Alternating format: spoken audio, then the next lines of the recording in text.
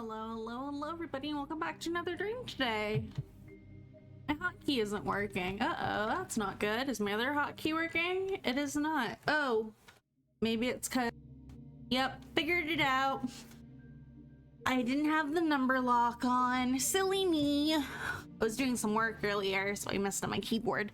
Anyways, welcome, guys. Hello. Welcome back to another dream today. We are jumping into Z.A.T.O. I love the world and everything in it. If you weren't here last time, I've been thinking about how to explain this, but if you weren't here last time, we found Ira.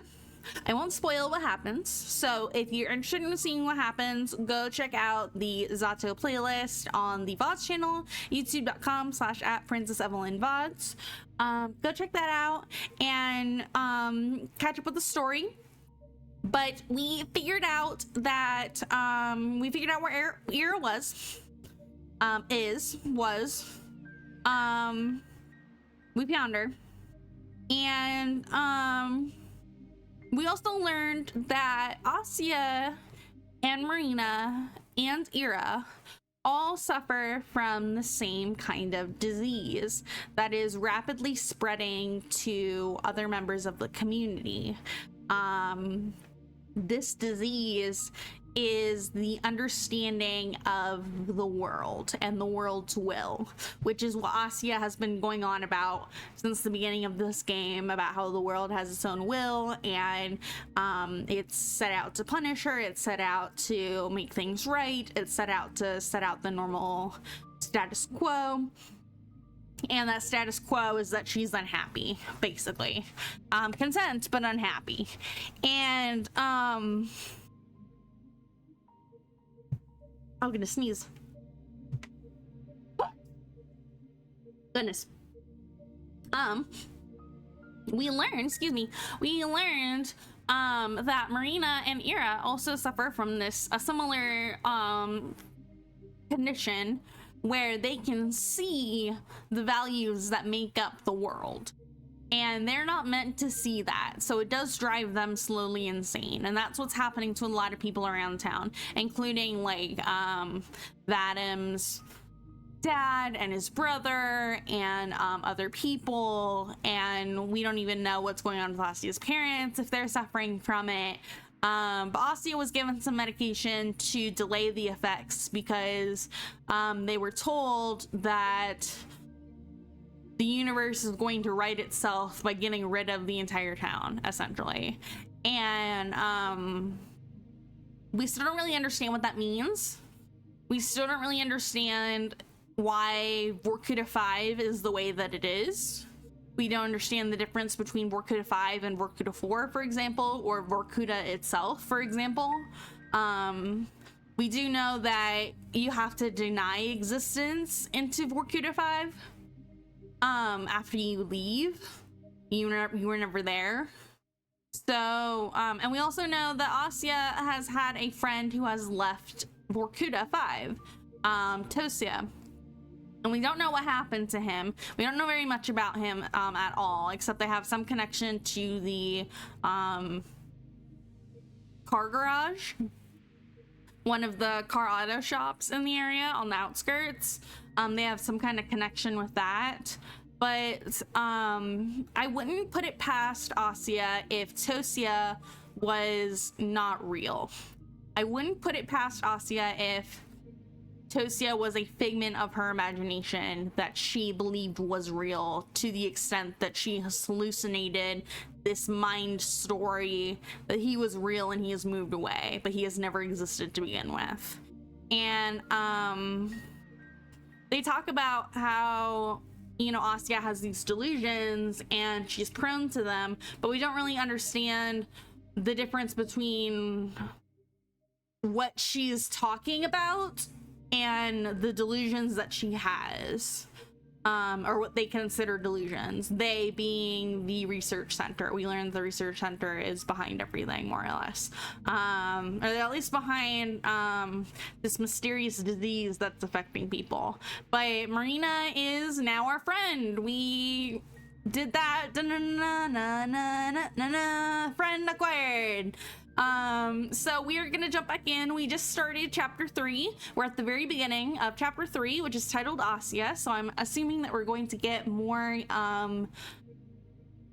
what's the word? Information about, Asya herself, and maybe clear up some of these, things that she's got going around her now that we've found Ira, and now that we've gotten through Marina and gone through her story. You know, the only person that we have left to really talk about is Vadim and Asya.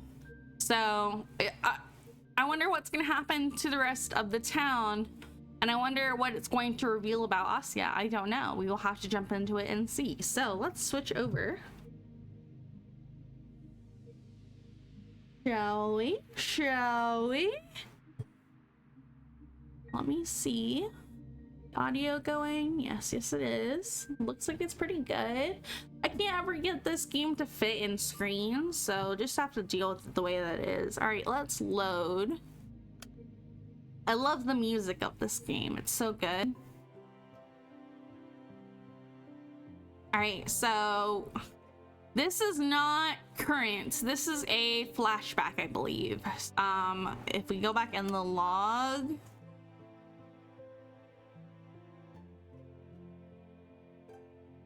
Uh-oh. Did it not save?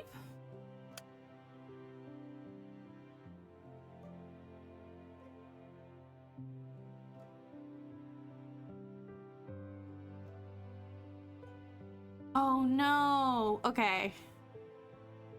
We're gonna skip because this is from the last save.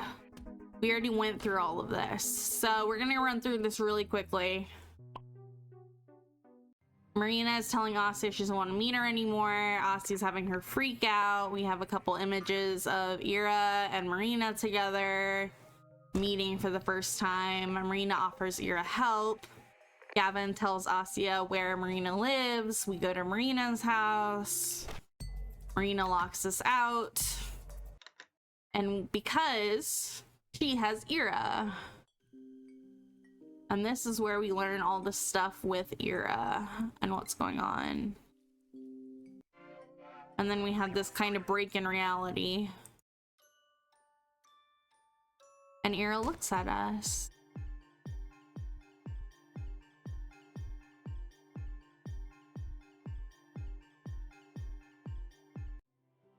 Here we go. So that's how you are. A winding path that endlessly erases its own curves. That's how I chose to understand you. But I was wrong, of course. It's an offensively simplistic way of thinking. I believed you were indiscriminately filing down each little imperfection. That every little bump was a slight of equal proportion. Can you imagine? I should have known you're better than that. I really believed that my free will was an affront to you. As if my actions were worthy of your acknowledgement. So from the bottom of my heart, I'm sorry. I'm sorry I thought so little of you. How have I not realized it before? At the very end of the day, everyone's existence is full of little insults. We're an ungrateful species. No matter how good we have it, we'll always be thinking of what ifs. So would you really go out of your way to punish every person on the planet? Smite every conscious life form in the universe? Please. All these violations are no different from the meaningless barrage of insults I hurl at myself. It's all white noise. It's all just pinpricks. For something to rouse you, it would need to be truly unforgivable. An action, a being that's rotten to its very core. The research center. The place whose entire existence is a sin. The place that contaminates everything around it like a plague. The town, the people, the reality around. Everything is infected. Everything's impure. Really, you have no choice but to erase it. The city's not a pinprick, it's an open wound. Thank goodness it's healing. Thank goodness. Thank goodness. Sorry. Looks like selfishly, I still wish you'd wait a little longer. I still hope that you let this gash fester some more. It's a horrible thing to say, but please, wait out just a bit. My words can't reach you yet, you see? They're close, but they're still falling short of piercing through the atmosphere. However, my signal has gotten very strong. I feel that from now on, it will accumulate strength on its own. So please, let me look at you for a little while. Let me gather a little more love in my heart. I don't need much, just enough for my signal to go through. I know it's a preposterous request, especially after everything I've done. You have your full right to decline, but I promise this is the last thing I'll ever ask of you. Please listen to my message.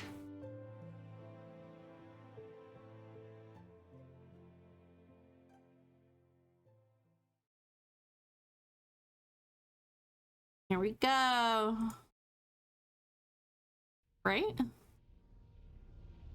Ooh, spooky. Episode 2, end. Episode 3, Asya. Wonder how many episodes there are.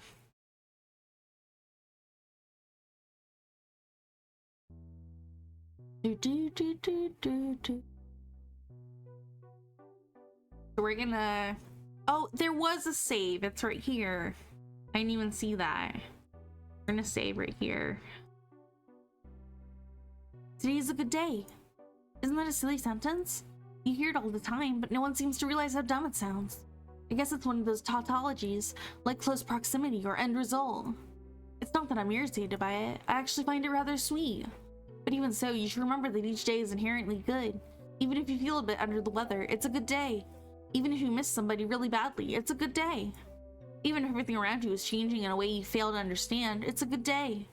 The fleeting feelings of a human can't change the day's intrinsic qualities, can they? Still, I think I'm justified in saying that today, because I'm drawing a comparison, you see? Today is good, obviously. There's no other way to define it. But tomorrow will be even better. Tomorrow from 10:30 to 11, the sun will rise. Tomorrow at 10:30, the polar night will finally come to an end. Tomorrow at 10:30, I will be where I need to be. I can't wait. I can't wait. Your friend's not here today. Who? Who do you think? You're Pitbull then. Hey, that's spot on. I don't know why I gave them the Marina voice. I don't remember what their voices were. Bright electric light above my head stopped blinding me. My eyes don't hurt or water. It's pure, white, artificial light, but there's no power in it, no substance to speak of, nothing to affect me with. It's as good as non-existent. Yeah, you don't have a boyfriend, right, Shavina? Why's that? Dude, look at her. Be real. Bro, come on, don't say that. What, you want to be her boyfriend then? Oh, it's a boy. Okay, no, I'm sorry. Hey, Shabina, want to go out with Igor? Didn't we already hear this? There's nothing I can be affected with. The light? No, I'm not looking at the light. There's no light to look at. The tundra outside stretches for all eternity. But it's not like a sphere, it's like a corridor. An eternity with clearly defined margins. Funny how that's possible at all. You're just so full of contradictions. It's very cute. You know, that's good. That would be pretty selfish if you stopped doing your homework altogether, yeah? We all rely on you, you know? Yeah, you're the best. You're so smart. What would we do without you?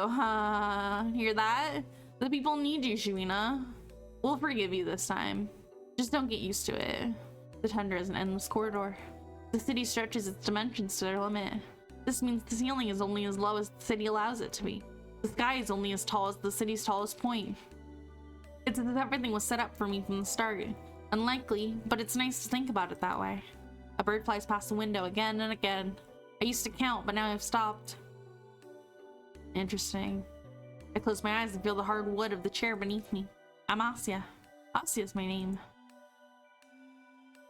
It only took 2 days. It's been 2 days since I visited Marina's apartment. Time flew by so fast, yet each hour felt like a year. I don't know how it works. A lot of things I've been pushing to the farthest corners of my mind have become harder to deny. Not that I have a reason to deny them.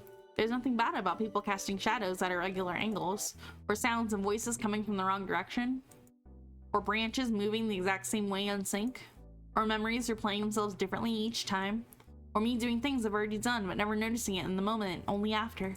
It's alright. Everything is falling into place. Interesting, she's losing it. The schoolyard looks okay. Still cold, still loud, with the kids still shouting, shooting snowballs from the hill, though I'm not sure what they're throwing them at. The light is slightly off. It's a little too blue. Was that always this blue? It's a beautiful color. Raina and Vadim are just around the corner. They're both smoking. It's you. Marina. She doesn't talk. I see. How's your family? What a pitiful face. I unbuttoned my coat and pulled a small bottle out from my apron. Here. Huh? Mom refused to take it. Then force her. I can't. What about you? I don't want them. Adam takes the medicine from my hand. He dry swallows 2 pills right away. Marina. Hey. He taps her shoulder. She looks at him, dazed. See this? Okay. He takes a cigarette out of her mouth and passes it to me. I don't smoke. Just hold it. He tries to open Marina's mouth a bit wider to slip the pill in. For a moment, it seems like she won't resist. Say, ah. She shakes her head and slaps Adam's hand away. He smiles faintly. My eyes sting. I give the cigarette back to him. I'm sorry. I hug her and she hugs me back. Her hand reaches up and pats my hair. There's nothing to that gesture. It's like she moves on autopilot. That's okay. That's okay. Marina's losing it. Everybody is losing it. What? This is not what I thought I'd be walking back into. I thought it'd be a little bit slower to start, but I guess not. I guess we're just jumping right into it. The television is still on. I hear its quiet murmur from the living room. It was on in the morning too. It was on yesterday. When was the last time it was off? I stand still by the glazed door. The matted glass makes it impossible to make anything out. All I can see is the bright glow of the TV framing my father's shadow. I don't want to open the door. I'm not going to open the door. But it's already half ajar. Mom isn't anywhere else in the flat. She must be in there. Yesterday she kept asking me where Dad was again and again. I didn't tell her. But her sheets were all over the floor when I came back. As if she crawled out of bed, then made her way towards the noise. Towards the living room. Is he dead? Mom? Mom? Mom? I should come in. I should come in and talk to her. To them. My hand reaches towards the handle. The TV. What's the program? I don't think I recognize the sound of it. It seems familiar, like a regular news broadcast. But I can't understand a single word. I slam. I close the door. I can still hear it faintly. It's okay. My breath is still a little uneven. Why? It's okay. Sunrise is tomorrow. Right? Right. I'm Asya. Tomorrow is the best day of my life. Tomorrow. Tomorrow. Oh my god, are we gonna end already? I was not expecting this. I was expecting this chapter to be a little bit longer. If this is gonna end, we're gonna have a short episode for today. My goodness. My eyes snap open. What's the hour? I turn on the lamp. Ah, okay. I wound up my alarm clock before bed, but that turned out to be unnecessary. In the end, I couldn't get a wink of sleep. My heart wouldn't stop beating out of my chest, and my head buzzed like crazy. Ugh, what a mess. It was like that the night before the school trip, too. It was really inconvenient. Oh well. I feel much calmer now. I wonder why. It's day X after all. Okay. I'm gonna stop here for a second to talk about something. Okay, so the thing with this game is that it's not linear. We have had moments where we've had flashbacks, we've had just asides, we've had different situations, we've seen different scenes, so it's not linear. So just because she's talking about the end of the world right now, and she's talking about how it's going to be happening very, very, very, very soon, or the end of their world, I guess, does not mean that this chapter is going to be short. Now, I say that with hesitancy because I don't know how long this chapter is going to be, but I don't think they would make it a whole chapter if they weren't going to have it be a full-length chapter. So it could be a short, like, ending, but considering we haven't even gotten to the end yet, and the end of how Vorkuta 5 disappears and what happens to it, Like, we don't know. So I don't know if this is going to be a longer episode or if this is going to be a shorter episode. We're going to try to finish it today, so bear with me, guys, as we get through this. But thanks for being here with me. If you haven't seen the first parts of Z.A.T.O, I Love the World and Everything in It, go check it out on the YouTube channel, youtube.com/princessevillan, and check out the Z.A.T.O playlist and watch from the beginning and get all the information of everything that's been happening so far. But yeah, let's jump into it. Oh well, I feel calmer now. I wonder why. It's day X after all. Maybe it's kind of acceptance? Yeah, I suppose. Whatever happens, happens. It's a dim winter morning. I sit in the kitchen waiting for the tea to brew. I've already ripped the top sheet off the calendar. December 28th. Just 3 days before New Year's. 3 days. I totally forgot to get a present for my parents. There's been so much stuff going on, it really slipped my mind. Ugh, I'm just making excuses. Not that it matters now, but... I stand up. Suddenly I feel inclined to do something I really shouldn't. I know it's bad, but if I don't check for it now, then it'll be very sad, I think. I grab a stool and drag it out of the big wardrobe in the hallway. Oh, to the big wardrobe in the hallway. I found this spot by accident while looking for something a couple years ago. Up on the higher shelf behind the shoe boxes is where they hide my birthday presents. And the ones for New Year's, I assume.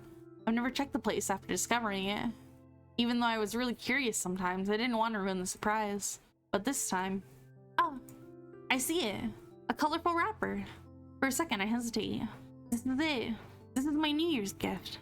It feels so wrong looking at it early. But... My hand reaches out and grabs the package. I giddily climb down from the stool. It's my room. It's my room. I don't want to tear the wrapping paper, so it takes a few minutes to open. Whatever is inside feels soft. No, not really. Is it? Oh, I see. It's both hard and soft. 2 whole presents. Wow. First is a hardcover journal. I peek inside. Whoa. The paper is so good quality. It even has a little introduction page for me to write my name on. Man, I really feel like writing something now. This is so cool. Huh? The first page. The one right after the introduction, it's missing. I didn't notice it at first, but upon closer look, it definitely seems like someone tore it out. But why? The other part of the present. I hold a pair of mittens in my hands. They're soft, creamy color with a neat red pattern on the cuff. I put them on. They're really warm. I pat my face with them. I stared at the presents I've opened too early. I should write something in the journal, but I don't have the time. I can't come up with a poem this quickly, and it takes me a while to draw anything good. Not that I'm all that good at drawing in the first place. Now, what do I do? What do I do? I need to finish my tea. I need to go soon. Damn it, anything will do. I can't leave the journal blank. Mom wanted me to write in it. She wanted me to have it. She bought it. She wrapped it in pretty paper. She hoped I liked it. I like it. I really like it. I'm gonna use it. I'm gonna write in it for as long as I can. I'm gonna write about how much I like it. And I'll write about how cool the hardcover is and how smooth the paper feels. And I'll write about how soft and pretty the mittens are. I thought she gave up knitting a long time ago. Well, maybe I just didn't notice, didn't care to ask. That's probably the case. I'm sorry. I'm sorry I never talked to you as much as I should have. Have we ever talked? We have, right? I'm not sure. I'll apologize to you again and again. I'll write 2 pages of apologies. No, 3. And I'll write about how grateful I am to you. I'll thank you many times. There has to be at least as many thanks as there are sorries. I still need to write more. That's okay, I've got more to say. I'll write how much I love you, too. That's gonna be a lot. It's gotta be. I'll list everything that I love about you. It'll be a little difficult at first, as embarrassing as that is to admit. But I'll try. I'll really try. I love your cooking. Well, to be perfectly honest, I never liked the meals too much, but watching you cook always felt so nice. And I love it when you talk about something with a smile. I can't remember the last time that happened, but I know it did, and it made me happy. I love how pretty you are, especially when you put on that dress. You know, the flowery one. And I love how you asked me about my day, and what I would like from the store. And I love it when you... My face is red from how hard I'm thinking. My head's starting to hurt. Why is it so hard to come up with this stuff? Isn't it wrong? Shouldn't these things come naturally?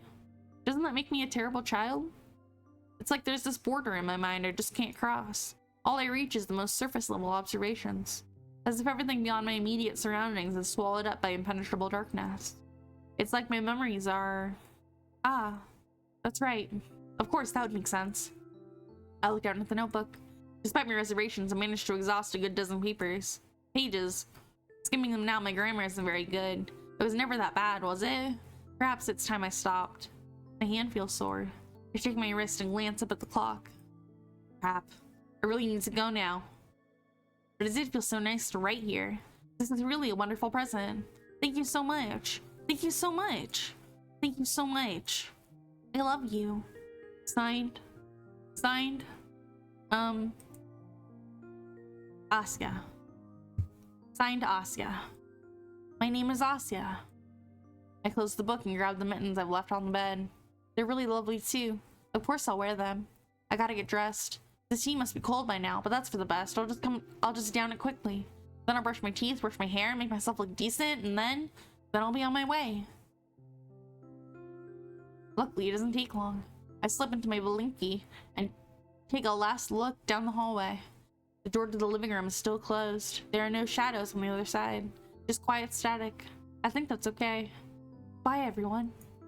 I leave my apartment. The door closes itself behind me. Tragic. Tragic. What? Everything is so quiet. It's still pretty early, I suppose. It's Sunday, too. I went to school yesterday, which means it's Sunday. People don't get up early on the weekend. So that's why there aren't any. It's a good explanation, even if it's wrong. Even if I know why nobody's around. It's really true. The wound is closing. Soon the world will heal. The sky is a lovely muted indigo. I wish the street lamps weren't on so that I could see it a little better. The sun will already come up by the time they're off. A pity, but there's a lot of charm how these streets look at this time of day, especially with all the New Year's decorations. It's just that I seem to have grown a little tired of the dark. Don't worry, it's only a little. I like how the yellow lights contrast with the blue. I like how snowflakes flicker under the burning beams. I like how snow mounds shimmer when they're just outside the rings of light. Actually, I want to get a better view. Can I really do this? I don't see why not. I look both ways, more out of habit than genuine caution. It's not like we had tons of cars driving through here before, did we? I mean, everything's pretty close. The cars driving past were mostly outsiders coming in and out of the city. We didn't get too many of those, I believe. That's how it should have been, logically speaking. I bet that's how it was. I'm sorry, my head's been getting pretty foggy. Please bear with me. I quickly walk into the middle of the road. Asya. I'm Asya. My name is Asya. Right. The street. I've walked here all my life, but it looks so much broader now. I like this angle. It feels fresh. Walking down the road like that. No, I don't want to walk. It's childish, but my body feels like running. I've never flown in an airplane, but I've seen this on TV. They have these long tracks lined with guiding lights, just like the street ahead, with street lamps on each side. It's pretty close, right? And just like a plane, I'm going to ascend above the clouds, up to the stratosphere and beyond. This is my landing strip. I'll spread my wings, I'll rev my engine, and take off. What are you doing? I stumble and collapse into the snow. Wait. I shuffle to get back up to see the person who just spoke to me. That voice, that laugh. It can't be. Oh shit, who is that? Watch where you're stepping, will ya? Tosya. Oh no. See, I thought Tosya was not real. This probably proves my theory that Tosya is not real. Tosya is a figment of her imagination. A figmented friend. Interesting. I bet Tosya wasn't particularly nice to her either. My body moves on its own. Whoa there. I fling my arms around her. She laughs and spins me around. Oh, I thought Tosya was a boy this whole time. Tosya, you're... I missed you so much. It's been a while, hasn't it? I can't stop giggling. It's hard to speak at all.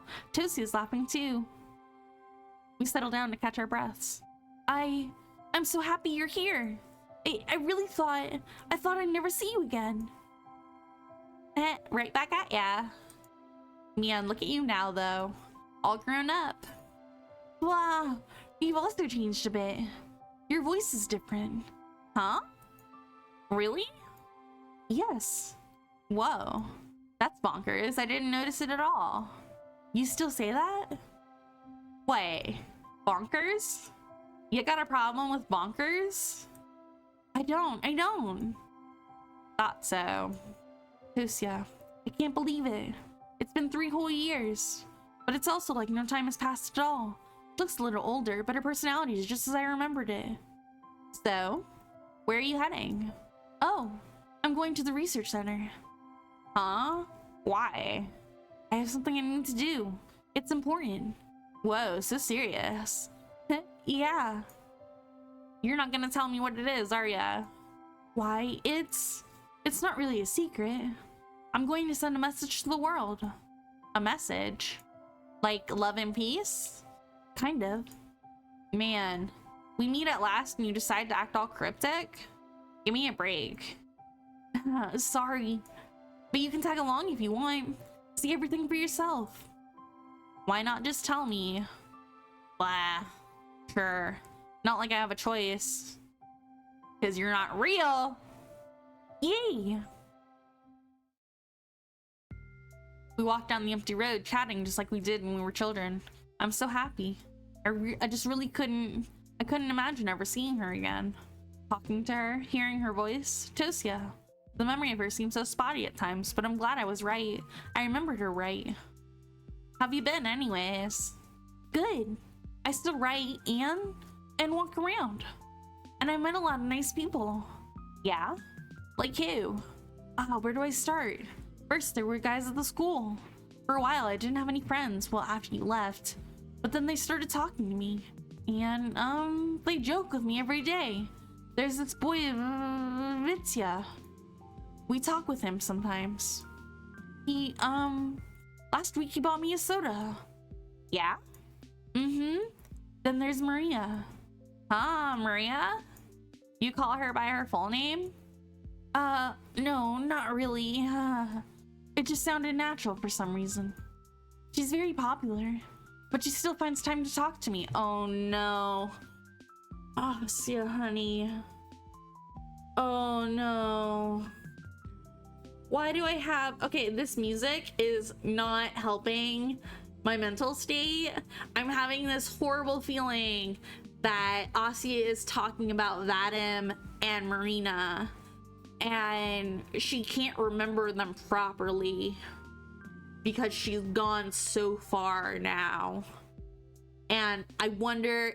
I still suspect that Tosya is not real. I suspect it's because she's gone so far that she's able to reconjure Tosya. I don't know if Tosya ever existed. Maybe, maybe not. I don't know if that's necessarily the point.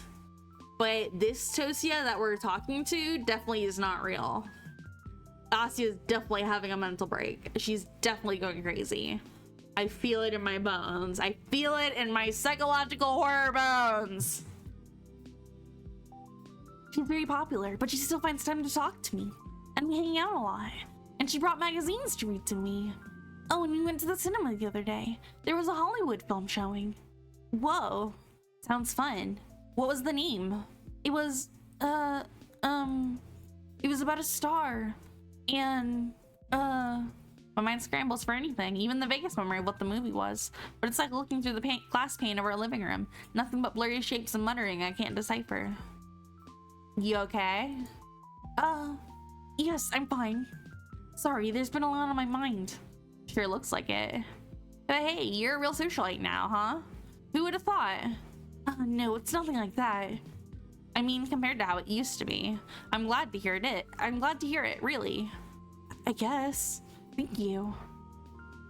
Maybe I shouldn't come back at all. No. What are you saying, Tosya? Of course I'm kidding. I'm kidding. Jeez, you're so easy to tease. She ruffles my hair. Buh, you're mean. Yeah. Speaking of, the other kids aren't picking on you, are they? But picking? No, of course not. You sure? If I wanted to bully someone, you'd be on the top of the list. No, seriously. The boys can get a little carried away with their games, but my friends never lets it get too far. My friend never lets it get too far. Your friend? You mean Masha? No, not her. See, she can't get the name right. Another girl. Her name is Ira, but she remember Ira's name. Interesting. Oh? Ira's really cool. She's amazing. She can come across as a little unfriendly at first, and the way she talks is sort of rough, but she's a very kind person. And, now that I think about it, you two are pretty alike. Well, if you say so. Wait, are you saying I sound like a brute? I didn't say that. I said sort of rough. And I'm supposed to be the mean one. It's not bad, though. I like that about you two. Ever heard the words backhanded compliments? No, really. I'm a little jealous. I wish I could talk like that sometimes. You know. Nah, never mind. What'd you want to say? Hey, you can't do that. Spit it out. I said it's nothing. Forget about it. Come on. Tosya, please. For old time's sake. Don't make those eyes at me. Seriously, it's gonna sound bad. It's okay. You often say bad sounding things. You? Fair enough. Alright, well. That's stupid. She scratches her head and looks away. Yeah, Tosya is just how she's supposed to be. You're kind of a wuss. Can't argue with that. So when I was away, I kept thinking, man, she's probably having a real tough time over there. Those bastards better not touch her or else. And then nothing followed. No else. Because there was nothing I could do. I was so freaking mad. But seeing you now, I'm calmer. You smile a lot more than before. Really? She nods. If those friends of yours are as great as you say they are, I guess I don't need to worry anymore. Tosya. Don't say anything. I knew it'd come out lame. It's not lame at all. I mean, your worries, I really was sad when you left. I don't remember it very well, but there's just pain in my chest whenever I think back to that time. I think that for a long while, it was very hard for me. But then, little by little, I learned to be better. Because I realized something very important. That pain I felt when you left wouldn't go away by itself. It was my job to mend it. So that emptiness I felt, I decided to fill it with wonderful things. Wonderful things? Anything nice would do. A tasty meal, a warm blanket, a lovely book. But I was pretty bad at it when I was just starting. How so? I guess I was picky, really. I kept thinking, is this thing good enough to qualify? There's nothing special about it. It's not beautiful enough. It's not sweet enough. There's nothing wonderful about it at all. Nonsense like that. But if I kept thinking that way, that hole inside of me would never get filled. Then I would never have enough. Oh no. Asya, did you experience depression? And you had a mental breakdown and tried to fill it with your love for the universe? That's so sad. So you lowered your standards. I wouldn't put it that way.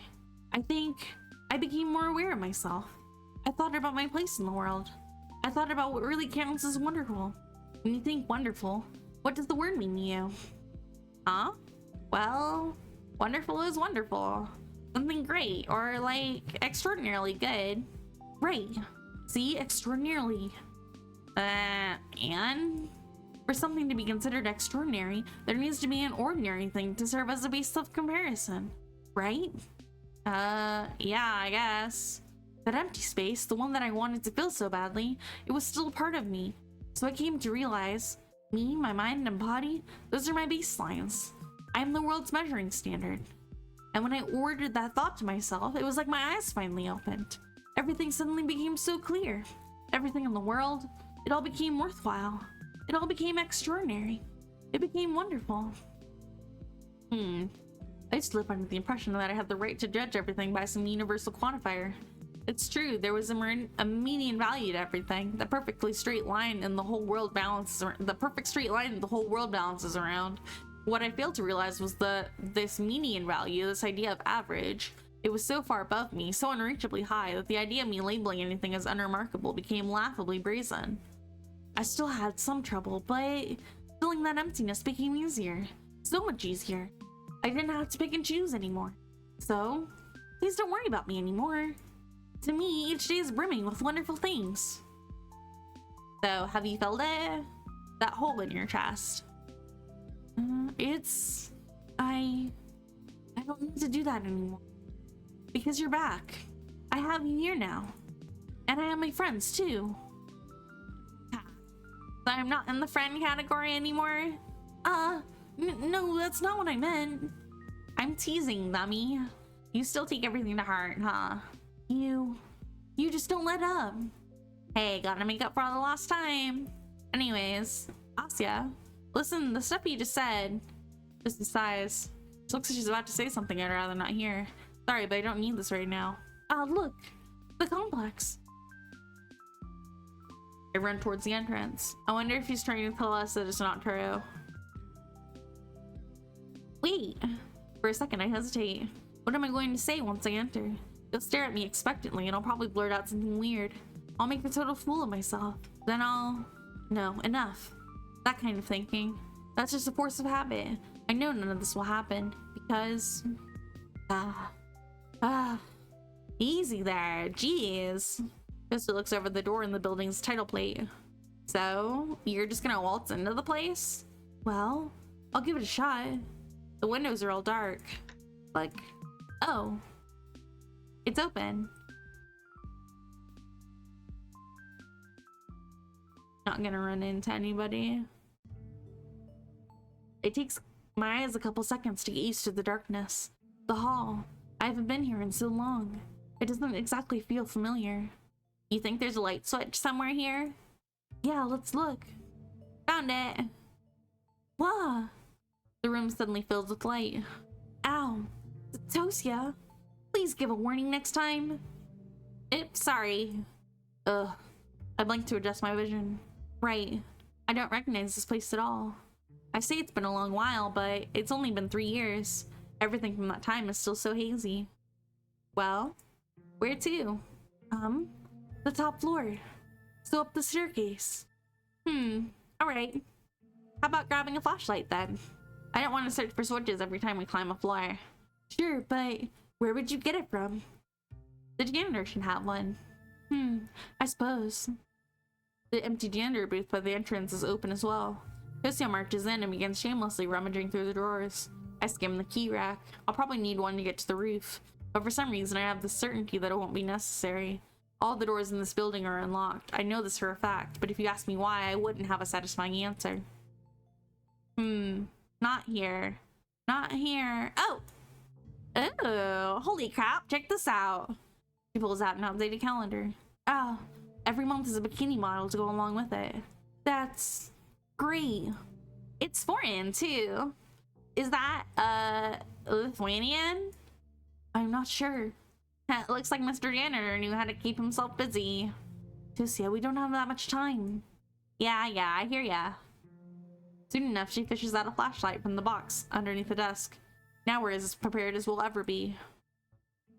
Our footsteps echo through the empty building. The first floor is still bright, but crossing into the second feels like diving into a pitch black pool.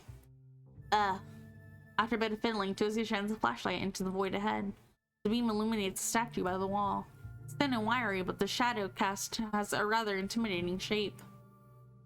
Are you scared? Me? No. I don't like this place. I think it's interesting. There's nothing interesting about it. It's just a big old garbage bin. That's harsh. That's too soft. Honestly, I know you're kinda like that. But shouldn't you of all people be a tad more critical? Why? They're the reason we got split up in the first place. Oh no, Asya. This is just further proving Tosya is not real. I wonder if Asya went through some kind of like surgery or something to dampen her brain or something like that. I don't know. Tosya is definitely not real though. I'm fucking feeling it. Doesn't that make you mad at all? I suppose, but I just don't remember it all too well. Ah, I see. I'm sorry. Don't worry about it. I'm just a bit surprised considering, well, whatever. Maybe it's for the best. Sorry. Apologize again and I'll kick you. What? We keep going up and up and up. The sky outside the windows is starting to brighten, but it's still too dark to walk without a flashlight. I think I'd be really creeped out if Tosya wasn't here with me. Then again, maybe not. There's nobody left to harm me after all. I've made it this far. It means the universe has willed it. And if the universe has willed it, then I'm following a predetermined path. There's no point in fearing a fate that's predetermined. I shouldn't be scared. I shouldn't be worried at all. But I watch the halo slide across the stairs and walls and railings, and I keep thinking of that scene from a cartoon, a really popular cartoon I can't recall the name of. The episode when they're stuck in a dark cargo hold and the bunny makes scary shadow puppets appear in the flashlight. Got me so spooked as a kid. Of course I'm not afraid of things like that anymore. It's just a big memory that keeps rattling around in my head like a coin in the washer. A little irritating, but it's not worth dwelling on. Which reminds me. I know it's probably unpleasant for you, but... Yeah? Do you remember why you had to leave? That. You don't have to if it makes you feel bad. Pissed is what it makes me. I don't remember what they called it exactly. Some scientific mumbo jumbo. Osmotic distortion this, osmotic distortion that. I guess the fact that I didn't exist didn't sit well with them. What? That's terrible. Man, it just really got on my nerves. You were all up in arms about it too. I can imagine. Sorry. Seems like I couldn't do anything in the end. You did everything you could. Honestly, I'm kind of surprised they let you go after all that. What do you mean? Your ability. Eh? You know, willing things into existence? What? Hey, don't quote me on that, okay? I'm oversimplifying, and it was all pretty complicated, you know? Not like all your wishes came true or whatever, but essentially, they said you had the potential to cause big distortions. Big distortions? That's... I hold my head. Right, that does sound about right. Something like that. I've heard something like that before. 3 years ago? No, not just then. Long after, I've heard very similar words. I've known someone who said... Someone who wanted to create a distortion, but failed. Marina. Because?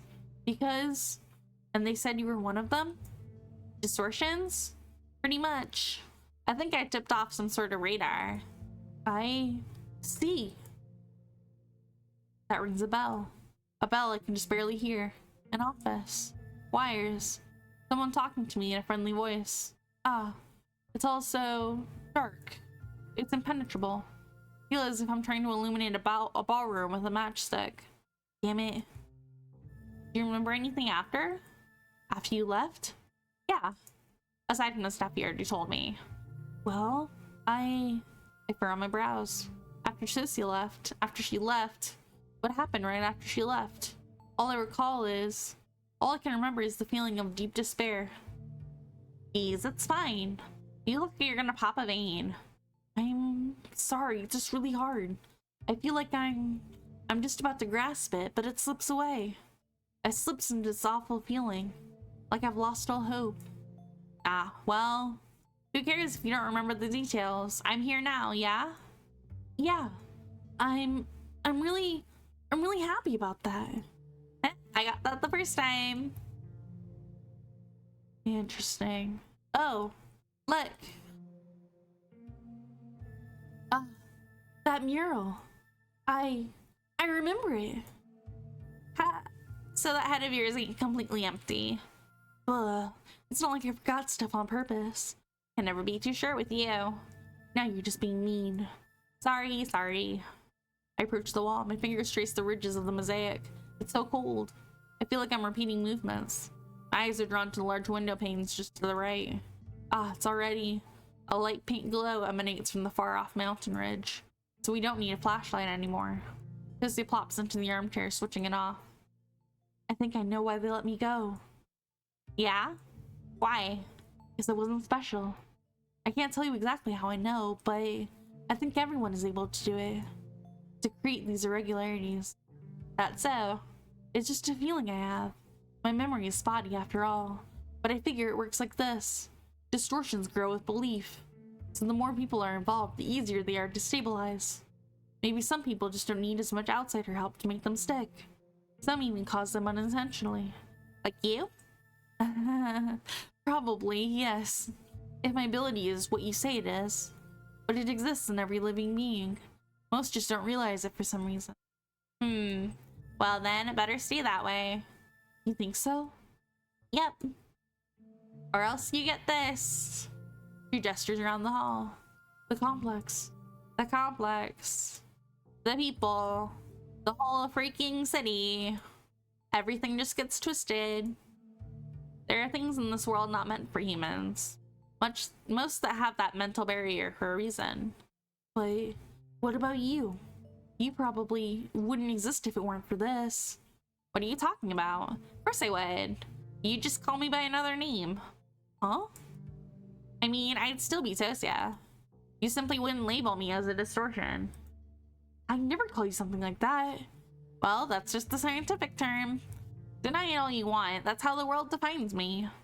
I don't care about that. You're a friend to me. You always will be. Huh? Sure. That's nice, yeah. But that's not what I'm getting at. To be frank, I don't think there's anything wrong with the whole distortion label. I just hate being grouped into the stuff they're doing here. Huh? The distortions produced by this place are nothing like me. They're too calculated, too institutional. But I was born from a wish made in earnest. If both of us had never known these rules, what the world deems as balanced or unbalanced, I'd still exist. You'd just call me a miracle.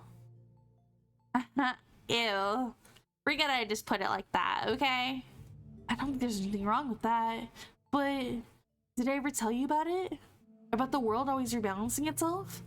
I know this, but how do you?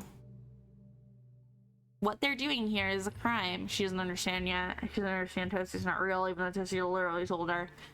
What they're doing here is a crime, not just against the stability of the universe or whatever. I couldn't care less about that. It's an insult to everyone's hopes and prayers. Whatever change they're trying to enact comes from a mandate, not the heart. This great distortion, irregularity, whatever you call it, it's not a sin in itself. The cynicism behind it is. Tosya sighs and reclines back into the armchair. I don't have anything to argue with. I see. I thought I'd reached the very end. I didn't think I could fall any deeper in love, not at this point, and yet here I am. So it turns out that you're quite the romantic. Oh, so pure of heart, huh? You have a heart? Not in the traditional sense, of course, but that doesn't matter. Whatever passes for a heart in you, I hope my message reaches it. The glow keeps getting brighter. I check the clock on the wall. Tosya, we have 30 minutes left. Let's go. Yes, sir. Finding the exit to the roof doesn't take long, just a separate staircase down the hallway. I press on the handle, no resistance. Guess I was correct. There's no need for keys anymore. Of course there isn't. Everything is becoming right. Everything is returning to its most natural state. All of the lock's values have been reset to 0. What is the default state of a lock? It's being open. Bright. It's so bright outside. I blink a little. Whew. If this were summertime, I think I would get blinded. Little by little, my vision adjusts. I blink again, just staring straight ahead, and then I see it.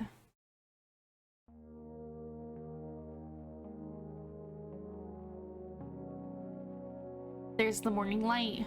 A pink haze sprawls over the vast horizon. It fades into the softest yellow hue, then into cyan, then into a sleepy purple shade. The darkness is now far behind, retreating back into the icy tundra. And the city rests below. What was its name again? I suppose it's not important anymore. The streetlights are already off. The roads are clean and quiet. The windows of the blocks burn pink. Everything's silent. Everything's at ease. And right above me, stretching up into the soft violet sky, is the radio tower. Oh, the snow. Huh? It's falling upwards. What? I take a look around. Whoa, you're right. Oh no, they're seeing our snow. I didn't even notice.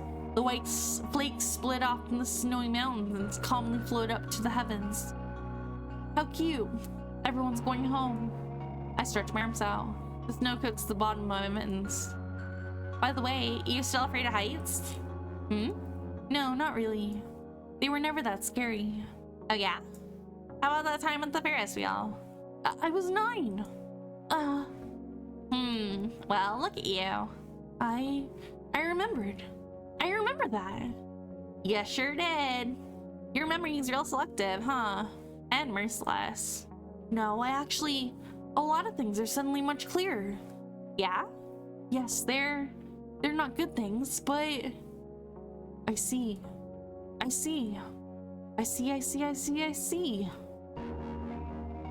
I've used up all the matches Tosya gave me. The dark ballroom, the massive hall I couldn't hope to ever illuminate in full. Then morning light began to creep in through the windows. The corners are still drenched in darkness, the shadows cast by the columns. Rows of splat black chairs and drapery are still in the same impenetrable black, but I can finally see around me. I see where I am. The lovely pattern on the marble floor, the beautiful exotic vases, the dozens of paintings lining the walls. Ha! There I go again. Ballroom? Lavish decor. Who am I kidding? The place that I struggled so hard to see was no more than a stuffy little room. The morning light shines through a concrete crack, not the arched window. The beam falls not on marble, but onto... There isn't much to fall on. My unpathetic figure writhing on the floor, crying for Tosya. The smell of gasoline inside a pitch-black body shop. A shattered window leaving painful cuts. Apologizing to everyone's parents. My dad getting fed up with my hysterics. Oh no. My mother's sad, embarrassed face. It's all just so boring.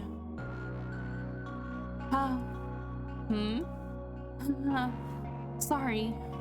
What for? You asked if I remembered anything from right after you went away. So? It's not even worth talking about. You already knew that, right? Yeah. You're still gonna do it? Of course. That doesn't change anything. Glad to hear it. Well then, up we go. I nod. Up we go. I wonder what she remembered. Interesting. I hate to admit it, but looking up through the metal railings make me a bit nervous. I grab onto the service ladder and give it a shake just to make sure. Seems very stable. Not even a rattle. That's good. I mean, of course, it should be safe. This place had to be well maintained, and relatively speaking, the climb isn't all that high. There's much taller radio towers out there. Even if I had to climb one of those, it wouldn't be a problem. I'm really not afraid of heights. I wasn't lying. I wouldn't be scared. You alright? Huh? Yes, all good. What am I doing? At this point, I have no right to hesitate. I step onto the ladder and begin to climb. Tosya follows suit. Clank, clank, clank, clank, clank, clank. My boots aren't exactly made for this. Gotta be careful not to slip. I didn't think of it at first, but now that I'm a dozen meters above the floor of the roof, the cold in my hands is becoming harder to ignore. Even with the mittens on, it's freezing to the touch. Must be the thin layers of ice wetting the wool. Oh well. Letting go isn't an option, and neither is climbing down. You holding up okay? Yes, I'm fine. You sure? You seem to be getting tired. I'm okay. Listen, we both know you're a wimp, alright? No use in playing tough. So it's chill if you just... I said I'm fine. Clank, clank, clank, clank, clank, clank, clank. You. Clank, clank, clank, clank, clank, clank, clank. So you've changed after all, haven't you? Clank, clank, clank, clank. What do you mean? I'm not sure. It just feels like it. Clank, clank, clank, clank, clank, clank, clank. Keep looking up. Up, only up. We're halfway there already. I could see the platform getting bigger. Looking to the side is a distraction. Looking down is punishable by firing squad. If I look down, I'll be executed. No, worse, they'll send me very far away. No, no, no. I don't want to go far away. I don't want to look down. I don't want to meet eyes with her. You, yes? Do you have, like, A script prepared for your message? My message? Yeah. No, there's no script. Ha! So you're just gonna scream whatever pops into your head? Something like that. Clank, clank, clank, clank, clank, clank. My message. Perhaps I should have brought a note. Not because it was ever meant to be verbose or anything. No, I wanted to make it short and to the point right from the start. At least it sounds like something I would want, knowing myself, knowing me. Ah, the longer I go and the higher I climb, the more confused I feel. It's pretty stupid. I know something. Sometimes I'd walk into the room looking for something, but forget what I came for right away. It's just like that. Something that was so obvious to me 2 steps ago is now a mystery. So I rewind and try to carefully retrace my path. But I'm already 2 steps above. And while my mind was busy trying to recover missing fragments, more slipped out. Clank, clank, clank, clank, clank. I can't afford to get distracted, so I'll get back to my point. The point I was making. Right. I don't need a script. It'd be nice to have a note in retrospect, what with me being all dumb and woozy. But even now, I'm not too worried about messing up the words. They don't matter that much. They're only vessels. Those are important for any message, of course. But when the emotion that overwhelms me is so strong, I'm sure that it can reach its destination no matter the form. It's strange. It seems like so much is slipping away. Slipping, slipping, slipping. But this one feeling hasn't diminished a bit. It's like every cell in my body is a buzz. And in my head, the blank spaces that won't stop forming don't remain empty for long. Because the feeling, this warm, wonderful emotion comes pouring in and fills them up to the brim. It's really, really lovely. Clank, clank, clank, clank, clank, clank, clank. Do you make it?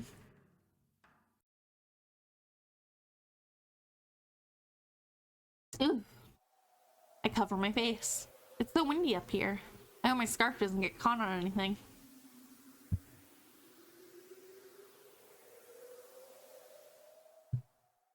I crawl up to the platform and immediately slouch against the tall antenna. The ache that's been numbing my arms and legs for a good portion of the climb has suddenly become very apparent. Ow. Hey, pass me. Would it really be so hard to exercise once in a while? Ah, finally. The girl crawls out behind me. At least she's high on energy. Man, is it breezy up here or what? Ah. Her eyes are glued to the view in front. Haha. What's that expression? I can't blame her though. It's breathtaking. Whoa. Are you seeing this? Yeah. This is bonkers. Bonkers. You're not reacting at all. Come on. Everything's so tiny. Wow, I can see so far. It's really beautiful. I'm just a little tired. Whew. Give me a minute. Woohoo! Her voice is drowned out by the howling wind. She laughs. The rising snow is viciously pelting her face, but she doesn't seem to care. She's running back and forth around the platform, giggling and screaming profanities as loud as she can. She's so happy. That makes me happy too. I stand up and swipe the snow off the back of my coat. Clumps detach and float into the sky. Sky. It feels so close.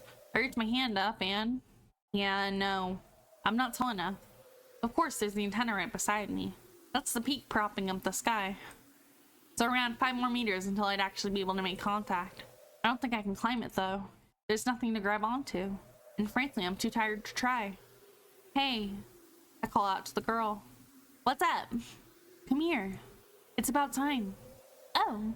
She scutters closer, still wearing a huge grin on her face. I fix the scarf around her neck. It's cold. Cover up a little. You still worry about that?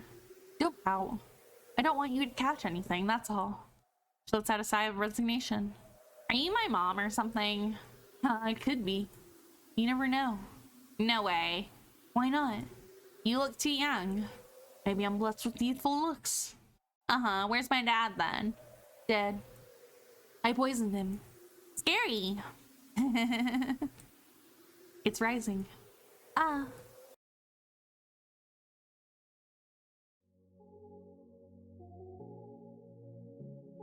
A bird flies past the window.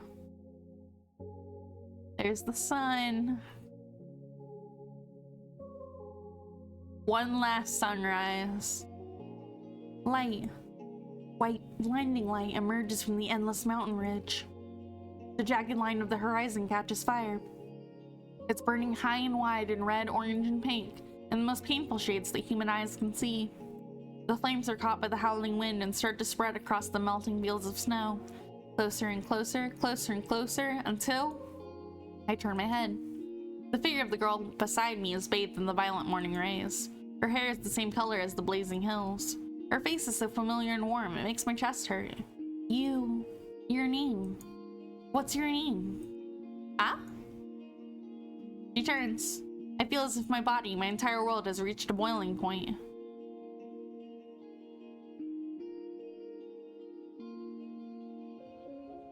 Tosya. Your name. Who are you? Oh no, it's Tosya and she looks so upset. Sorry, I'm not sure. And you are? I see. That's okay. Okay. It's alright if you don't remember. It's probably not important. You really think so? Yes. Because I feel like I've known you for a very long time. Me too. That's wonderful. Then there's nothing to worry about, right? I guess so. It's just that, What's wrong? I feel like I had something very important to do. A message. I think I was supposed to send a message. Message? Like a transmission? Probably. Yeah. Since we're on top of a radio tower. Yeah. That makes sense. What's the transmission? I don't know. But I can sense it. There's this feeling I need to get through no matter what. Oh. Okay. That's good. And who are you sending the message to? It's for... I look around. The endless tundra wraps around the globe.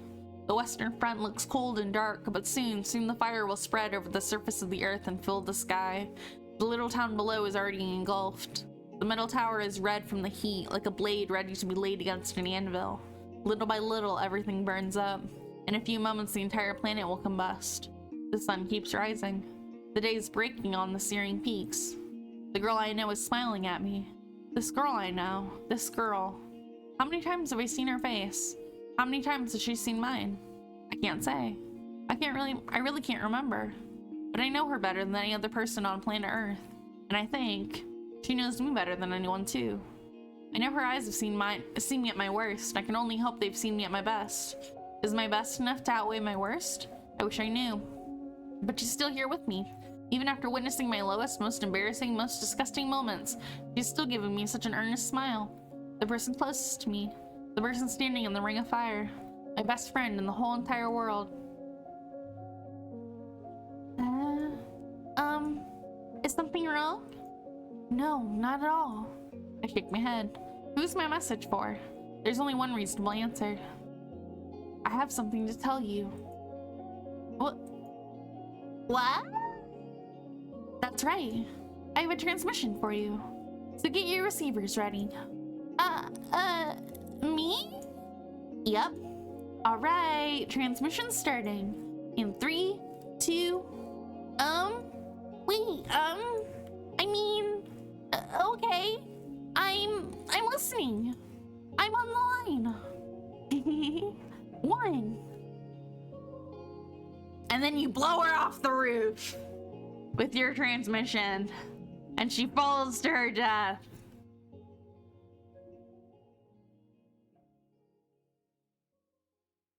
December 28th, 1986. The polar night over all districts of Vorkuta, including the towns of Vorgashor, Komsomolsky, Mulda, Oktyabrski, Promsholny, Yeletsky, Severny, Zapolinari, and the closed city of Vorkuta 5 has officially ended.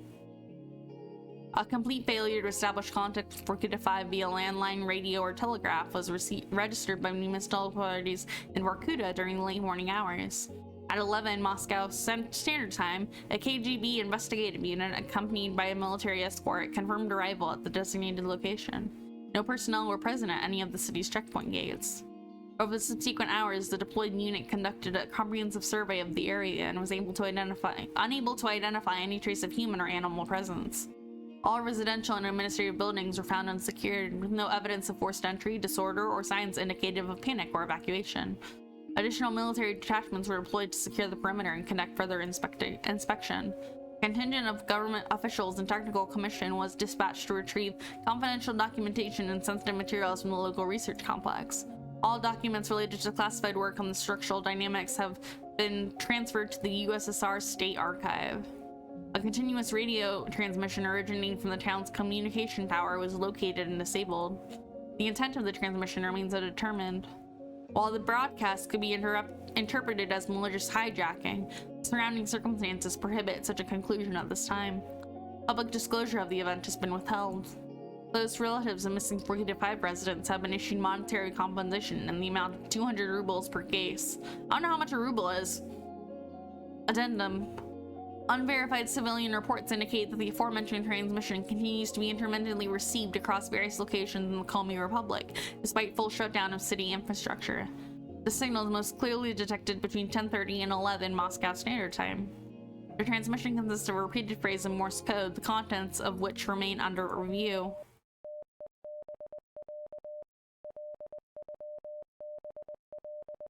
I don't know Morse code!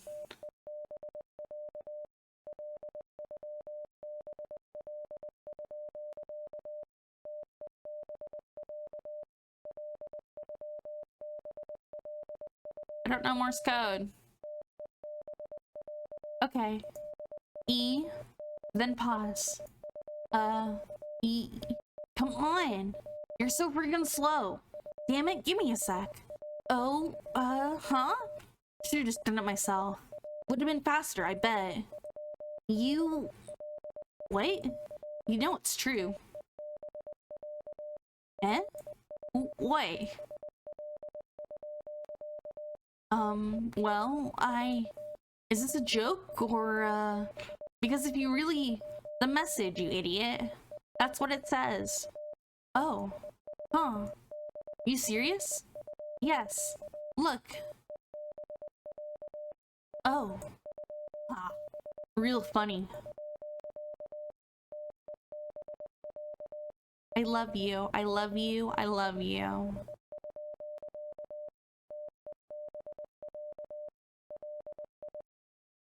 Wow. Zato, I love the world and everything in it. Wow. What an ending. Wow. That was so good.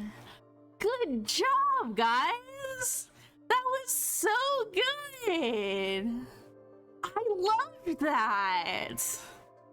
Wow.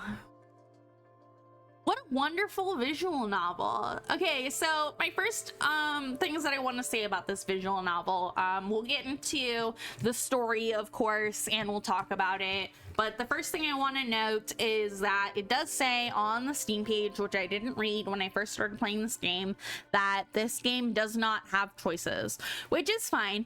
I like playing visual narratives as well, I guess, as well as visual novels. I like the story. I like being told a story. So I'm fine with this game not having choices.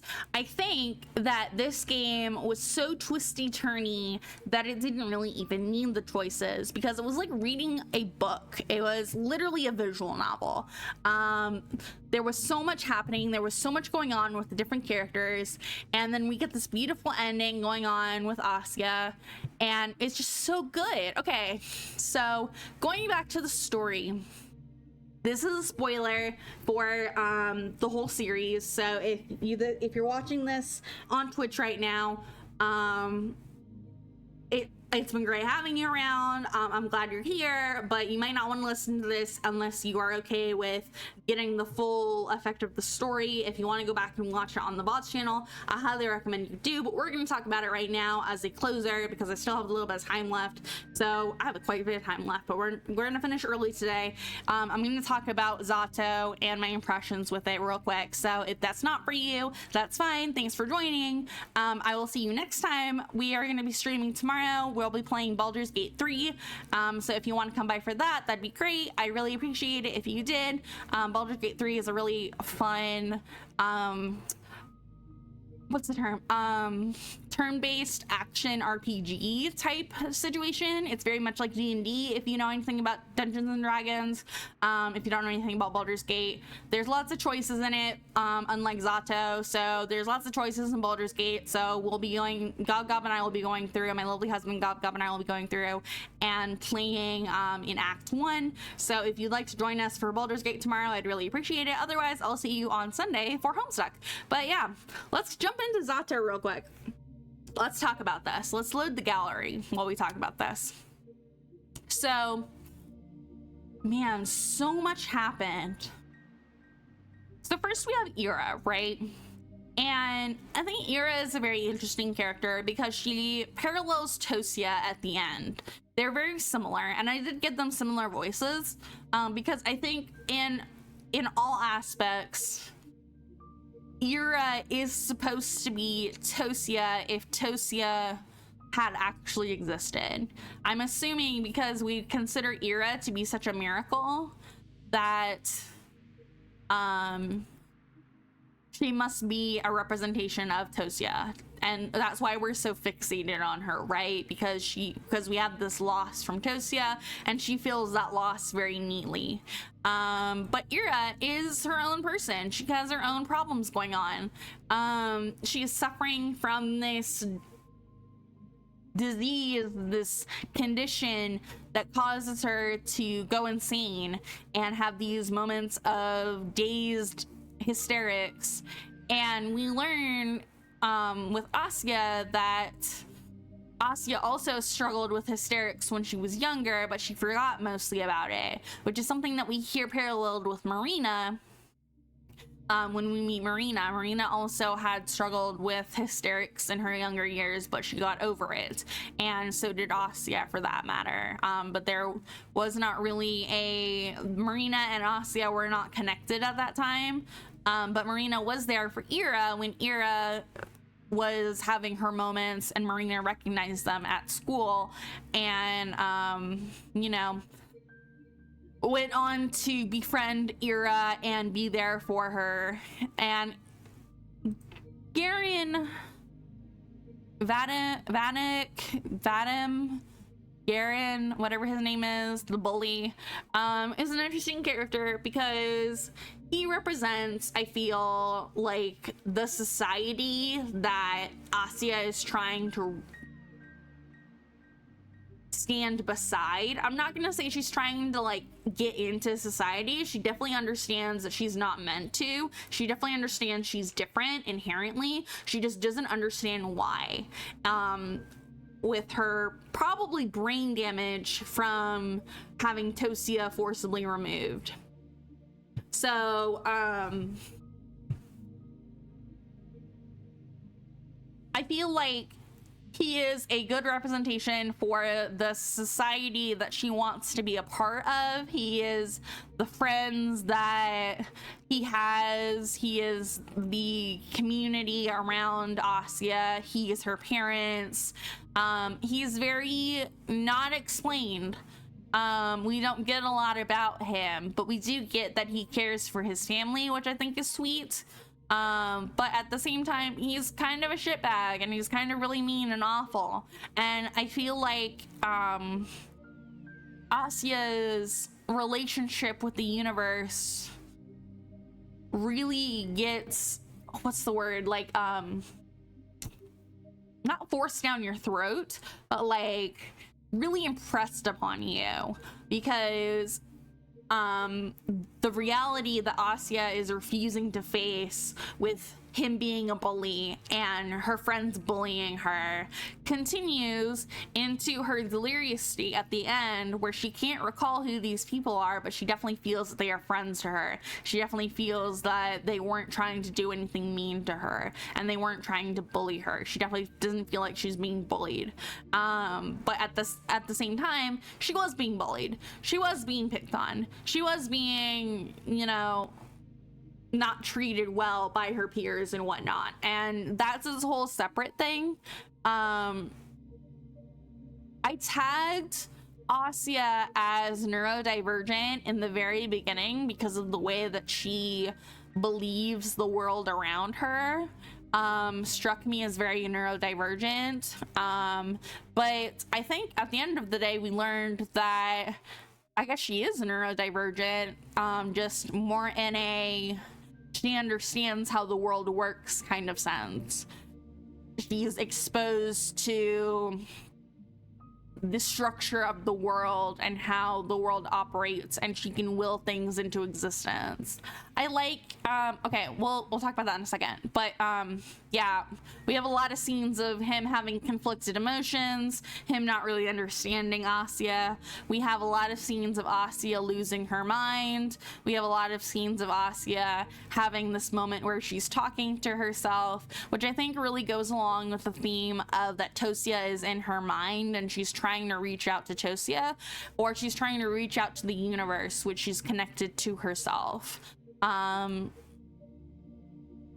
Marina and Garen Vanek, whatever his name is, were very good friends to Asya towards the end. I like that she got a little taste of what life could have been like if she had not been so screwed up by the research center when she was younger, if she'd had friends, if she'd had a relationship with her peers. I'm glad we got to see that in Marina and Vadim when they were hanging out with her. Even Vadim showed a little concern when Asya came out of the movie theater and was distraught about Ira. He tried to console her in his own way, but again, he doesn't really understand what's happening and he doesn't really know what's going on. He just has kind of an inclination that things are bad and that these pills that they're taking can be helpful, especially towards the end. So he's definitely a believer in that, like, there's a disease happening and there's some kind of thing going around, and people are getting sick, but he doesn't understand, like most of the town doesn't understand the core of the world that's reserved for Marina and Asya and Ira, which is what makes them different and unique in opposition to Vadim. Which is, again, why I say Vadim is more of a representation of society around Asya besides Marina and Ira.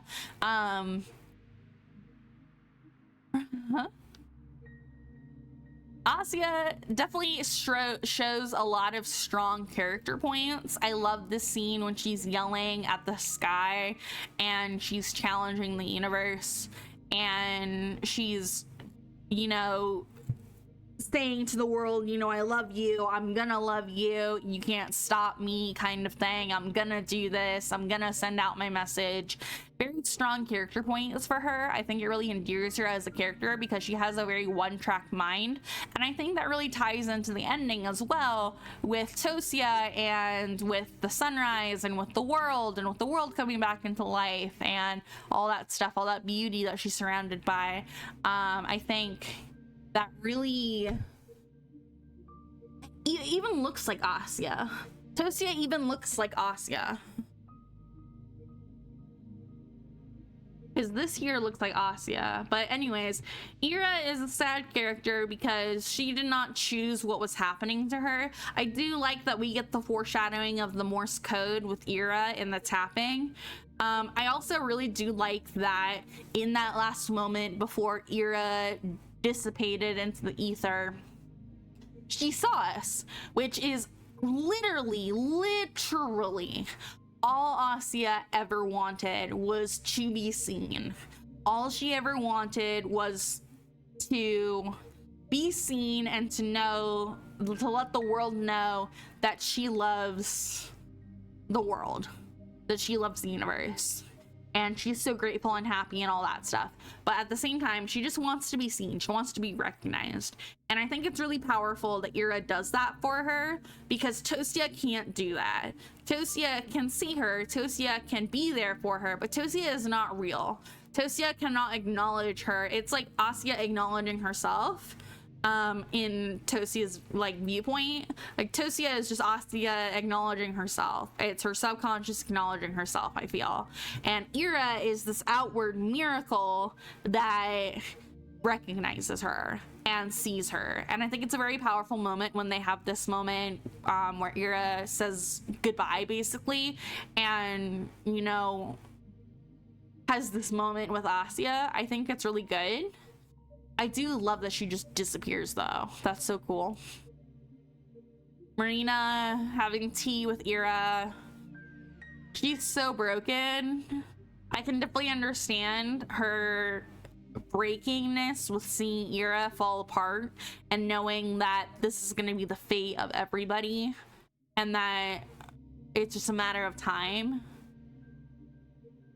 because she has this knowledge because of her brother who works in the research center. So, oh, Marina.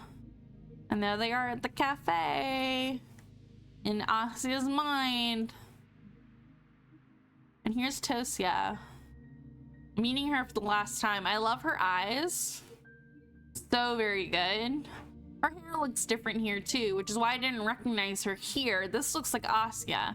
So I wonder if this is Asya looking at herself and seeing Tosya for who she really is for the first time. And I wonder if part of the message to the universe and the cosmos about how she loves it is also supposed to be targeted towards herself, is also supposed to be targeted towards her existence and her life and her experiences and what she's gained from being an experience on the world. I think there's a lot to say about Asya and her own perspective of how she views the world, how she views the people around her, how she views Tosya, how she views herself. Her perspective is very different from a lot of visual novels that I've come across. I haven't really gone through a lot of mystery visual novels per se, but in comparison to, like, say the Narcissu series, where it was also very like deep, there's a lot to say about Tosya's, or not Tosya, about Asya's perspective. And I'm really glad that we get such a perspective in the story from her as a first person narrative, because one of the things it did, which I really enjoyed a lot, was that it made Asya a very unreliable narrator. And we get this even at the end, while she's struggling to remember, while she's struggling to put together the pieces, while we're struggling to put together, you know, what happened to her at the auto garage, and what happened to Tosya and all that stuff. I just think that there's a lot to talk about with that. I can't really put it a lot into words without getting really repetitive. I think maybe what I will do later, much later, is I will make a list of, maybe not make a list, but maybe I will like take note of visual novels that are very striking, like Narcissu and Z.A.T.O and all that, and we'll talk about these deep lore stories in more of a, like, I want to do like a tier list of, you know, which stories were great and which stories were good and why I like them so much. I just really like Asya being an unreliable narrator through most of this series, because her perception of reality is so warped. And I love that it's not just that it's warped, but that is the inherent nature of the reality that she's in. It's not that she's warped, it's that reality around her is warped. Which is why we got those scenes of the kids being like, oh, you know, make sure to bring your homework. It would be a shame if, like, you know, you got a boyfriend, and oh, who's gonna be your boyfriend? We already saw that scene, and I love that she even mentioned that, you know, she's reliving these time periods and redoing these same things, and she doesn't really understand why, but it's part of the world. I think it's part of the world correcting itself. I just love her perspective of being able to, she's not like Ira and Marina in the sense that Ira and Marina can see the value of the things around them. They can see the world for what it is. And Asya can't necessarily do that. I don't think Asya necessarily does that. I think that what she sees is more of a, like, through a matte looking glass of the world, and she's trying really hard to view it and to reach it, but she's not attuned to it in the way that Marina and Ira are, in the sense that she's going to disappear because she can't control it. I feel like she's come to a kind of conclusion about the world and how it works and what she can do to fill this void that Tosya's left behind, and how to comfort herself in times of depression and in times of feeling like she's unworthy and unloved. I feel like what do I want to say? There's just so much to talk about. There's so much to talk about. Poor Asya. I feel so bad for her, but I'm so glad she got her message out to the universe and that it's still being read. I love that for her. Let's see the sketchbook. It's a small collection of sketches I made over the course of its development. Careful, they're a bit bright. Aww, there's Asya, Shubina, Ira, Marina. Marina's always got those tired eyes. Vadim, Garen, yeah. Lev, Kaplan, yeah. Adorable. Aw, Asya and Ira. I love Asya's high collar. It's very cute. I don't know if that's a staple of where she's from, but it's I love her outfit. It's very cute. I love her big snow boots. Ira is very more like modern, I feel.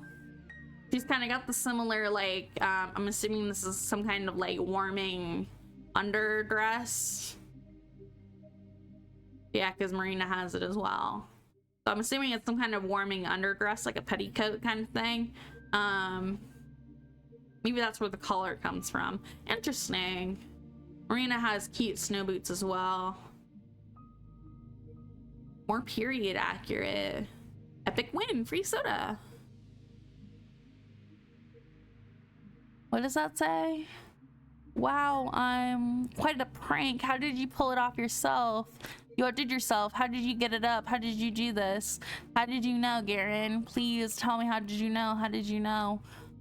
How did you do this? I know you did this, Garen. Please tell me. I'm dumb. I can't figure it out.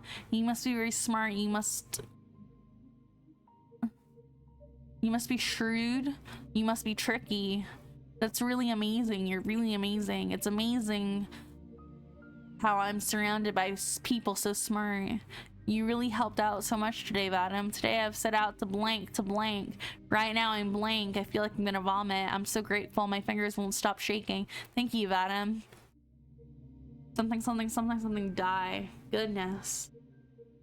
I love this perspective of her panic and her confusion, mixed with her, you know, I'm so grateful, I feel so much love, I can't stop shaking. It very much strikes me as somebody who grew up traumatized and has conflated aggression with love, who's conflated feeling fear with being loved. That's what it reminds me of a lot. I'm not saying necessarily that Asya feels that way, but that's what it reminds, when Asya makes this face and she says these things, that's what it reminds me of. It reminds me of somebody who's conflated feeling fear with feeling love. And when they get scared and they don't understand, they start to talk about how much they love you. They start to talk about how much they're grateful for you, how much you're doing good things for them, even though you're not. It's a very traumatized, victimized kind of situation. I love the storytelling they did with Asya. It's so good. This winter grades a Merkle intellect. It's such an outdated idea. I'll tell you more. Weeks of classism. Against everything, your grades are actually okay. Are your grades actually okay? I am in parabolic antenna. The strength of my signal is decided by my own level of gratitude. It's a matter of resolve. It's a matter of admiration. It's a matter of dedication. On the stability of closed systems. Huh? Cute. His name is Roosevelt. Aw, her bear. Sedenpa. Cute. I love these angles of Asya.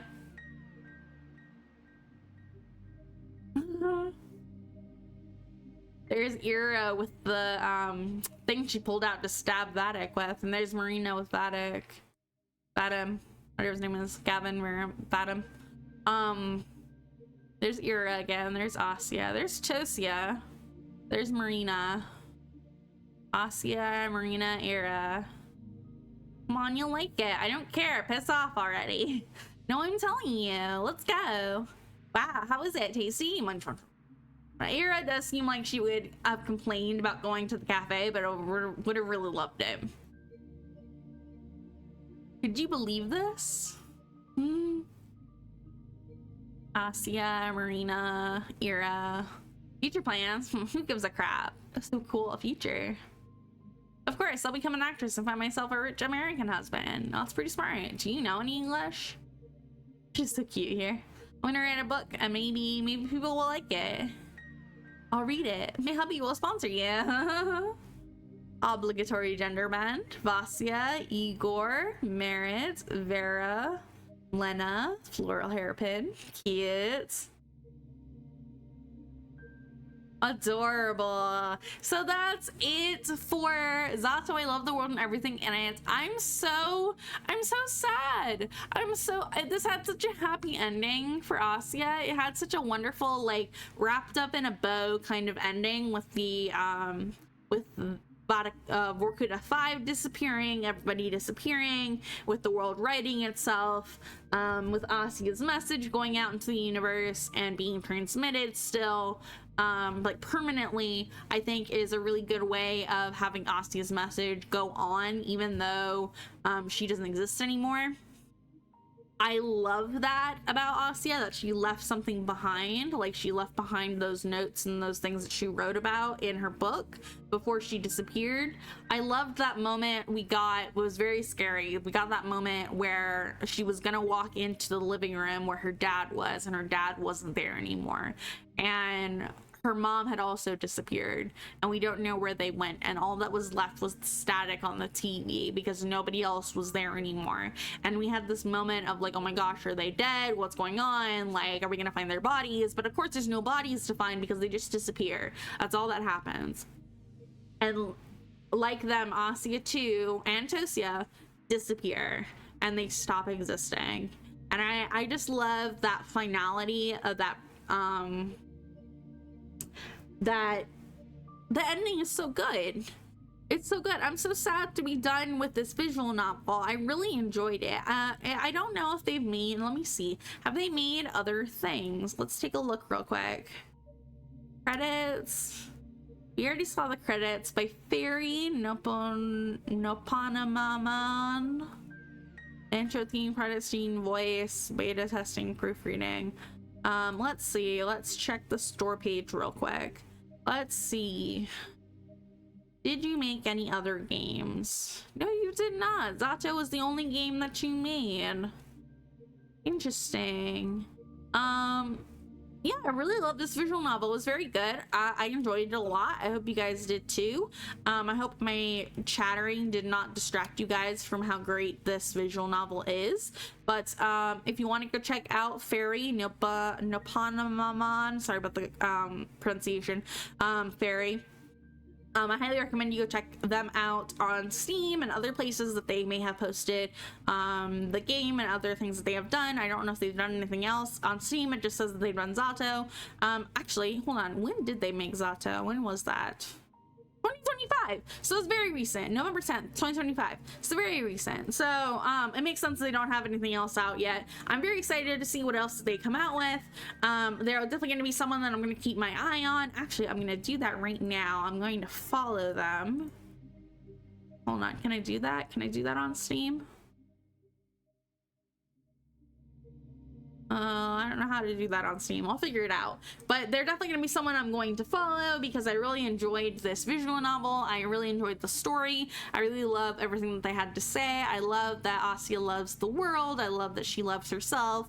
I love that she is, you know, so happy and so grateful and so loved at the end. I love that she's able to get her message out. I'm glad that everything resolved itself, although Ira didn't really resolve itself very well, and I guess the town didn't really resolve itself very well, but I do think that this is a very good ending for the story to have. I struggle to have figured out how this ending could have gone better, considering everything that has happened and everything that was going on with Ira and this like mysterious condition that was happening with everything. I love that the story is very forefront from the beginning of Asya being like, this is how the world works, this is, you know, this is how everything is, this is how the world operates, this is how reality is. And I love that we start to really question Asya about her reality as she continues to see things not as the way they are presented to her, but she sees them in the way that like the research center would see it, although she's a little delusional in the sense that she's kind of like what's the word, she's taking it really personally. I don't think it's as personal as she thinks it is. I think she realized that at the end.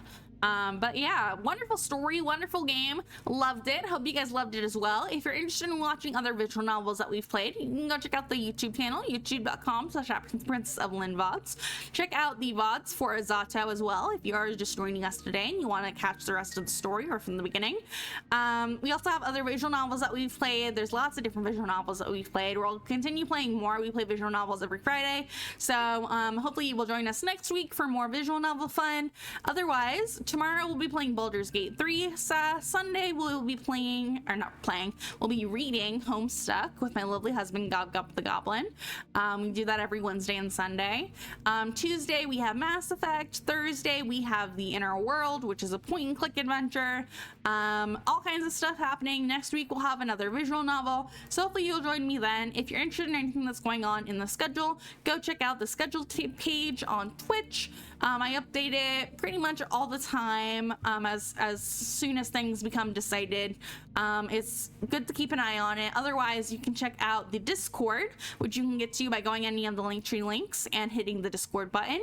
Add yourself, come be part of the party, hang out with other people who like the stream, hang out with me and Gob Gob. We have a lot of fun in the chat. We talk a lot about Andrew Hussey and a lot of things that are related to Homestuck, because Homestuck is something that we're doing right now. But we've also been talking about dream houses. I also want to know, what kind of house do you dream about when you think about a house that you don't have any restrictions with? If you could have anything in the world, what would you have? What kind of house would you have? I've been posing that question to my Discord followers, so if you're on Discord, go ahead and chat on that if you're interested in talking about it and sharing your opinion. Otherwise, you can also catch updates on when I go live, things like that, when streams get canceled, all that stuff, by being a part of the Discord. There's a separate section for that in announcements where you can get notifications on when I go live and when things happen. We also do Discord only events. We're going to be doing some watch parties on Crunchyroll very soon, so if you are a Crunchyroll user, come be part of the Discord and watch anime with us. But yeah, we're gonna have a lot of fun, so hopefully you guys will join me later for that. That's gonna be it for me today. Thanks for joining me today, guys. I really appreciate it. I will see you all later. Goodbye, everybody. Bye. Bye.